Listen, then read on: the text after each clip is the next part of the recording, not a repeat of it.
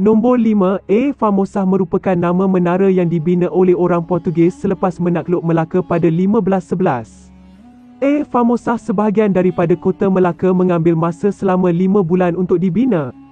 Akibat suhu panas terik dan kekurangan makanan, ramai buruh paksa yang mati ketika membina kota tersebut. Bahan bagi membina kota tersebut diambil dari runtuhan masjid dan bangunan lain. Pembinaan kota A Famosa atas arahan Alfonso de Albuquerque boleh dikatakan menjadi lambang penentangan penduduk Melaka masa itu sehinggakan memaksa pihak Portugis membina kota pertahanan sebaik sahaja mereka menguasai bandar Melaka. Kota A Famosa dibina sebegitu kukuh sehinggakan ia membantu Portugis untuk menangkis semua bentuk serangan.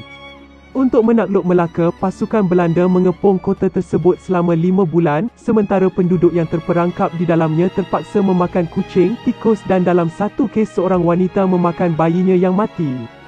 Akhirnya, pada 14 Januari 1641, pihak Belanda menyerbu melalui pintu Santo Domingo Gate, yang menjelang masa itu mengalami korban lebih 7,000 orang akibat kebuluran, penyakit dan tembakan senjata api.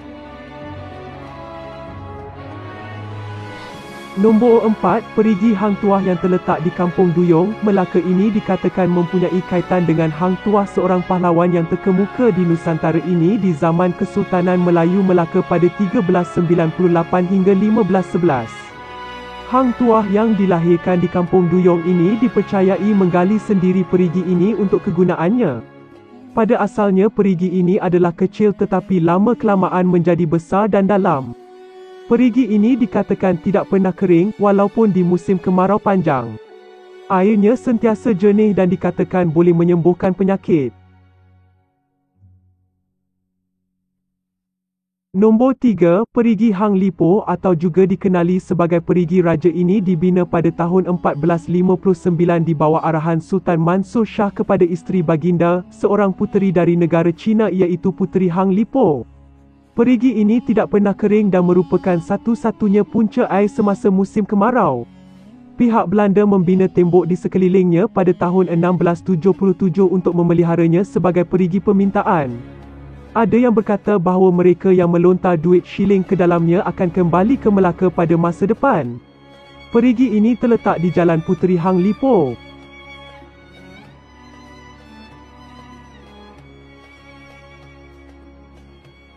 Nombor 2, Makam Hang Jebat. Hang Jebat merupakan pendekar kedua paling mahir dan masyhur di kalangan 5 pahlawan selain Hang Tuah. Hang Jebat dibunuh oleh Hang Tuah dalam satu pertarungan demi maruah yang berlangsung 3 hari 3 malam. Dia mengamuk setelah menderita dari luka parah disebabkan keris tameng sari kepunyaan Hang Tuah. Makamnya terletak di Bandar Lama Melaka di Jalan Hang Jebat berdekatan dengan Jonker Street.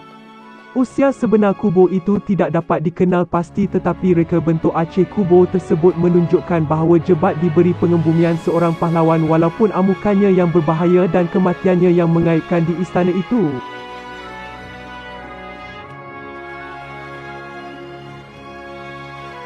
Nombor 1, Makam Hang Tuah yang terletak di Tanjung Kling, Melaka merupakan makam seorang pahlawan Melaka di mana kisah keberaniannya bermula apabila semasa remaja lagi dengan tanpa bantuan sesiapa. Beliau dikatakan telah dapat menangkap seorang lelaki yang mengamuk di Kampung Duyung. Kehebatan ini sampai ke telinga Sultan dan Hang Tuah dipanggil ke istana untuk dijadikan pahlawan termuda berkhidmat dengan Melaka. Kebolehannya yang cemerlang membuatkan beliau bersama 4 sahabat legenda dalam sejarah Melaka. Walaupun terdapat beberapa hikayat seperti hikayat Hang Tuah menyatakan bahawa Hang Tuah hilang begitu sahaja dan terdapat yang mengatakan Hang Tuah meninggal dunia di Perak.